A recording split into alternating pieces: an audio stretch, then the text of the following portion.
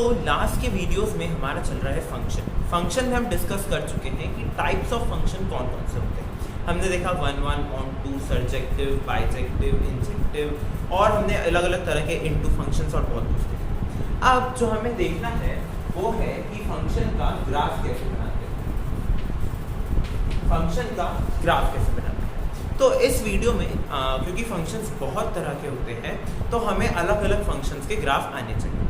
इस वीडियो में हम मेजरली 3 ग्राफ डिस्कस करेंगे। सबसे पहले हम डिस्कस करेंगे कि कांस्टेंट फंक्शन जो होता है उसका ग्राफ क्या होता है। कांस्टेंट फंक्शन के बाद हम देखेंगे कि आइडेंटिटी फंक्शन का ग्राफ क्या होता है और फिर हम देखेंगे कि मॉड्यूलस फंक्शन का ग्राफ क्या होता है। ठीक है, तो हमारे पास है 3 functions, constant, identity and modulus functions.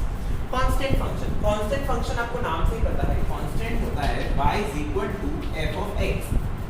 y is equal to होता है f of x, जहां पर हम बोलते हैं कि for every x which belongs to domain। ठीक है, अब ये कौन सा नोटेशन है, ये फॉर एवरी का नोटेशन है। नोटेशंस के लिए आपको नोटेशंस का जो वीडियो है वो देखना पड़ेगा। Okay, so for every x belongs to domain y is equal to fx, और या फिर मैं बोल दूं कि this y is equal to a constant c, किसी कांस्टेंट c के बराबर है। यानी कि अगर मैं ग्राफ प्लॉट करूं x एक्सिस और y एक्सिस के लिए तो मुझे हर x के लिए एक सेम y मिलेगा जिसकी वैल्यू होगी c। हर x पॉइंट के लिए मुझे y की वैल्यू सेम मिलेगी जो है c which is equal to f of x which is equal to y। ठीक है, तो ये तो था आपका कांस्टेंट फंक्शन का। अब बारी आती है आइडेंटिटी फंक्शन। आइडेंटिटी फंक्शन बोलता है कि y is equal to fx आपका फंक्शन डिफाइंड है। अगर ये fx खुद x के बराबर हो जाए, अगर ये fx खुद x के बराबर हो जाए तो जो फंक्शन का ग्राफ मिलेगा वो हमें क्या मिलेगा, आइडेंटिटी फंक्शन मिलेगा। देखिए, अब आइडेंटिटी फंक्शन को प्लॉट करने के लिए या आप आइडेंटिटी फंक्शन का ग्राफ बनाएंगे आप तो x और y एक्सिस लेंगे। इसको प्लॉट करने के लिए आपको क्या करना पड़ेगा, प्लॉट करने के लिए सपोज मैं एक टेबल बनाता हूँ। एक मैंने टेबल बनाई, यहाँ पे मैंने लिखी x की वैल्यू और यहाँ मैंने लिखी fx की वैल्यू। ठीक है, सपोज मैंने x की कोई रैंडम वैल्यू ले ली 0, 2, 4, तो मेरे पास फंक्शन डिफाइंड है कि fx is equal to x, यानी कि जो मेरी x की वैल्यू होगी वही मेरी fx की वैल्यू होगी। तो fx की वैल्यू क्या हो जाएगी 0, तो यहाँ पर आ जाएगा 0। ठीक है, इसको मैं थोड़ा और बढ़ा देता हूँ, x ये सपोज 1, 2, 3, 4, 1, 2, 3, 4। ठीक है, ऐसे सो ऑन जाएगा ये। उसके बाद 2 पर मुझे क्या वैल्यू मिलेगी, 2 वैल्यू मिलेगी। तो यानी कि अगर मैं यहाँ से 2 प्लॉट करूँ और यहाँ से 2 प्लॉट करूँ तो ये वैल्यू आएगी। ऐसे ही मुझे 4 पर क्या वैल्यू मिलेगी, वापस 4 मिलेगी। तो अगर मैं यहाँ से 4 प्लॉट करूँ और इधर 4 प्लॉट करूँ, 4, इस पॉइंट्स को आप जोड़ दीजिए तो ये जो आपका स्लैंटिंग लाइन जा रहा है, ये जो आपका स्लैंटिंग लाइन जा रहा है, ये आपका आइडेंटिटी फंक्शन को डिनोट कर रहा है। आइडेंटिटी फंक्शन को यूजुअली हम डिनोट करते हैं आई ऑफ f, या फिर आप सिर्फ आई लिखेंगे तो भी चलेगा। ठीक है, अब यहाँ पर आप देखिए, आपको हर पॉइंट के लिए, डोमेन के हर पॉइंट के लिए वही इमेज मिलेगी। आप कोई सा भी पॉइंट उठा दीजिए, आपको इमेज क्या मिलेगी, जो यहाँ पर x की वैल्यू होगी वही यहाँ पर इमेज मिलेगी। आइडेंटिटी फंक्शन की खासियत क्या है, इसकी खासियत ये है कि ये जो स्लोप दिख रही है आपको, ये जो लाइन दिख रही है आपको, ये x एक्सिस से और y एक्सिस से दोनों से बराबर एंगल बनाती है, और वो एंगल जो थीटा है वो होता है 45 डिग्री। जो आपका आइडेंटिटी फंक्शन होता है उसका जब आप स्लोप निकालेंगे कि वो x एक्सिस से कितने एंगल पर बेंड है, तो वो आपके पास एंगल क्या आएगा, 45 डिग्री। अब बारी आ जाती है मॉड्यूलस फंक्शन। तो मॉड्यूलस फंक्शन कुछ नहीं है, y is equal to fx आपका फंक्शन डिफाइंड है, और इस fx को आप लिखते हैं mod of x। mod of x, ये जो आपको 2 पैरेलल लाइंस दिख रही है ना, इन 2 पैरेलल लाइंस को बोलते हैं मॉड्यूलस का सिंबल। ये होता है आपका मॉड्यूलस का सिंबल। तो मॉड्यूलस के सिंबल में आपको x लिखना है। तो इसका मतलब क्या होता है, इसका मतलब हो जाएगा x अगर x greater than equal to 0 है, ठीक है, और negative of x if x is less than. अब देखिए मॉड्यूलस फंक्शन क्या करता है, मॉड्यूलस फंक्शन आपको हमेशा पॉजिटिव वैल्यू देता है, मॉड्यूलस फंक्शन हमेशा पॉजिटिव वैल्यू देता है। तो अगर आपका जो x है x greater than equal to 0 है तो आपके पास x वैल्यू आएगी, और अगर आपके पास x लेस देन 0 है, अगर x नेगेटिव है तो माइनस x मिलती है, राइट। तो मॉड्यूलस फंक्शन की डेफिनेशन है कि अगर ग्रेटर देन इक्वल टू 0 होगा तो आपके पास x आएगी, लेस देन 0 होगा तो माइनस x आएगी। इसका जब आप ग्राफ प्लॉट करेंगे, मॉड्यूलस फंक्शन का जब आप ग्राफ प्लॉट करेंगे तो आपके पास ये हो गई आपकी x एक्सिस, ये y एक्सिस और ये नेगेटिव x एक्सिस जिसको आप x डैश एक्सिस कहते हैं। तो ये जो आप प्लॉट करेंगे तो यहाँ पर आएगी आपके पास एक स्लोप, एक लाइन, और वैसी ही लाइन आपके पास इस साइड आएगी, ठीक है। तो ये V शेप बनेगा, ये क्या बनेगा, V शेप बनेगा। और जब आप इसका x एक्सिस से एंगल निकालेंगे x या x डैश से, तो ये एंगल आपको वापस 45 डिग्री ही मिलेगा। ये एक तरह से आइडेंटिटी फंक्शन का ही ग्राफ है। अब देखिए यहाँ पर क्या हो रहा है, इस लाइन के लिए y इक्वल टू x मिल रहा है, इस लाइन के लिए y इक्वल टू x मिल रहा है, और इस लाइन के लिए हमें मिल रहा है y equal to negative of x। y तो पॉजिटिव ही है ना हमेशा, y तो हमेशा पॉजिटिव एक्सिस है। अब x डैश यहाँ पर नेगेटिव आ रहा है और यहाँ पर x क्या आ रहा है, पॉजिटिव आ रहा है। तो हम क्या बोल रहे हैं, मॉड्यूलस फंक्शन क्या होता है, मॉड्यूलस फंक्शन हमेशा हमको पॉजिटिव वैल्यू देता है, और मॉड्यूलस का ग्राफ क्या होता है, एक वी शेप का ग्राफ होता है जो x एक्सिस से 45 डिग्री, और जब y equal to minus x लेते हैं तो x एक्सिस से 45 डिग्री, या फिर आप जब इसको क्लॉकवाइज डायरेक्शन में देखेंगे, सॉरी एंटी क्लॉकवाइज डायरेक्शन में देखेंगे तो 45 डिग्री, और जब क्लॉकवाइज में देखेंगे तो माइनस, ठीक है।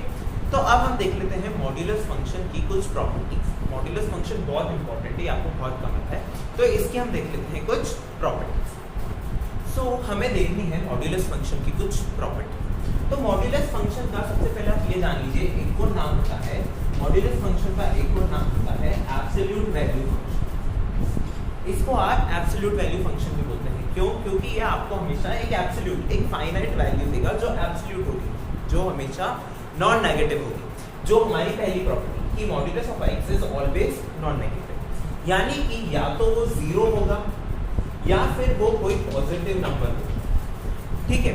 उसके बाद सेकंड प्रॉपर्टी बोलती है कि मॉड्यूलस ऑफ x 0 कब होगा, मॉड्यूलस ऑफ x 0 तब होगा जब x 0 होगा। अगर x 0 है तभी मॉड्यूलस का फंक्शन जो वैल्यू आपको देगा वो 0 देगा, वरना वो हमेशा आपको कोई पॉजिटिव वैल्यू ग्रेटर देन 0 देगा।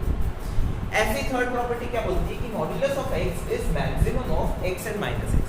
अब इसको हम एग्जांपल लेते हैं, सपोज आपको निकालना है मॉड्यूलस ऑफ 5, ठीक है। मॉड्यूलस ऑफ 5 के लिए आप क्या करेंगे, मैक्सिमम ऑफ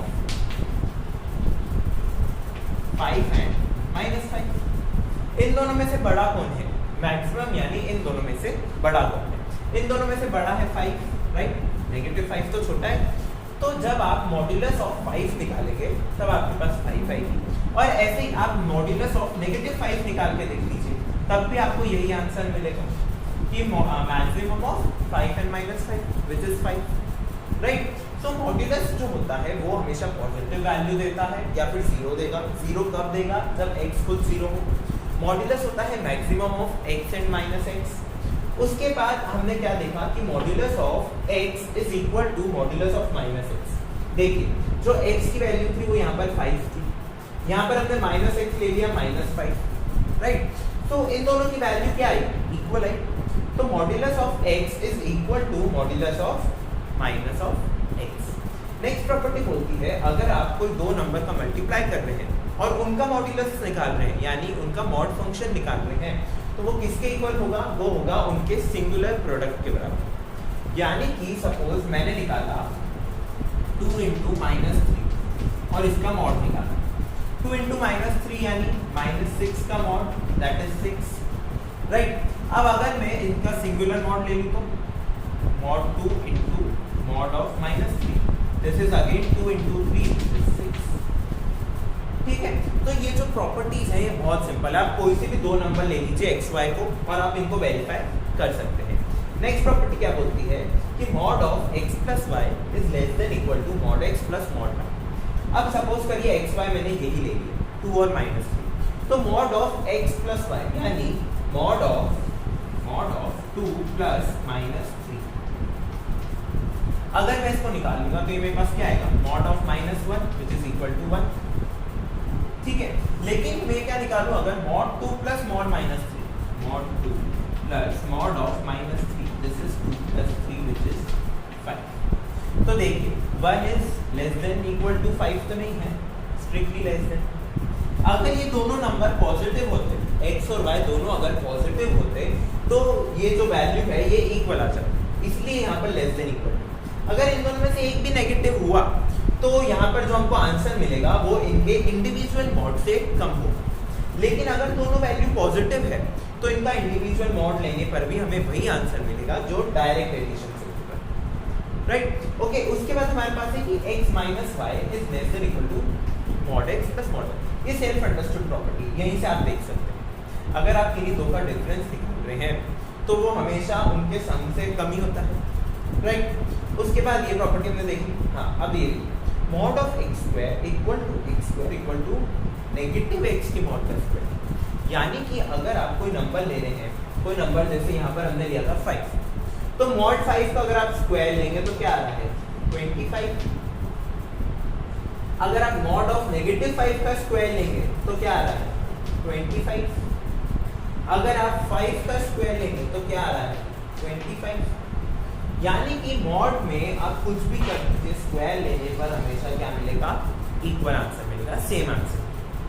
उसके बाद ये प्रॉपर्टी जो है ये बहुत इंपॉर्टेंट प्रॉपर्टी, ये आपको बहुत पसंद, ठीक है। इनमें से कुछ प्रॉपर्टीज ऐसी है जो आपको हर टाइम यूज आएगी, बार बार यूज आएगी, जैसे कि एडिशन की प्रॉपर्टी, जैसे कि ये वाली प्रॉपर्टी 9, ठीक है। इसमें हम क्या बोल रहे हैं, अगर मॉड जो वैल्यू है आपकी वो किसी एक कांस्टेंट k से छोटी है, किसी कांस्टेंट से छोटी है, तो जब आप x की वैल्यू देखेंगे वो उस कांस्टेंट के नेगेटिव और पॉजिटिव के बीच में रहेगी, ठीक है। सपोज करिए, देखिए मैं ले रहा हूँ -2 का मॉड इज लेस देन, ठीक है। अगर मैं इसका मॉड्यूलस हटा दूँ, अगर मैं इसका मॉड्यूलस हटा दूँ तो मेरे पास क्या आएगा, -2 is less then 3 less than 3। देखिए -3 से -2 बड़ा है, हमें पता है कि नेगेटिव नंबर्स जब होते हैं तो जितना छोटा नंबर नेगेटिव में वो उतना ही बड़ा होता है। तो -3 इज लेस देन -2, राइट। और नेगेटिव नंबर, कोई सा भी आप नेगेटिव नंबर ले लीजिए, वो हमेशा पॉजिटिव नंबर से छोटा ही होगा, कोई सा भी पॉजिटिव नंबर उससे छोटा ही होगा। तो वही प्रॉपर्टी हमने यहाँ लिखी, देखिए ये -k हो गया, ये x हो गया और ये हमारा k हो गई ये property satisfy. Less than equal to इसलिए है कि अगर ये नंबर पॉजिटिव हुआ, अगर ये नंबर यहाँ पॉजिटिव हुआ और यहाँ पर भी हमने सेम नंबर लिया है ना, मैं अगर -2 mod less than equal to 2 लिखूंगा तो मेरे पास क्या आ जाएगा, -2 less than equal to -2 less than equal to. ये यहाँ पर इक्वल टू का साइन इसलिए आ रहा है क्योंकि ये दोनों क्या है, इक्वल है। जब आप यहाँ पर सेम नंबर ले रहे हैं, जब आप यहाँ पर सेम नंबर ले रहे हैं दोनों पोजीशन पर, तब आपको इक्वल टू के साइन का यूज करना पड़ेगा। इस वजह से यहाँ पर प्रॉपर्टी में इक्वल टू का साइन है, ठीक है। वरना वो हमेशा लेस देन ही होता है, वो हमेशा कहीं पर बाउंडेड होता है, कहीं उसकी बाउंड्री होती है। उसके बाद हमारे पास है कि मॉड ऑफ x अगर greater than equal to k है, यानी कि मॉड x बाउंडेड नहीं है, वो k से बड़ा है, किसी कांस्टेंट से बड़ा है।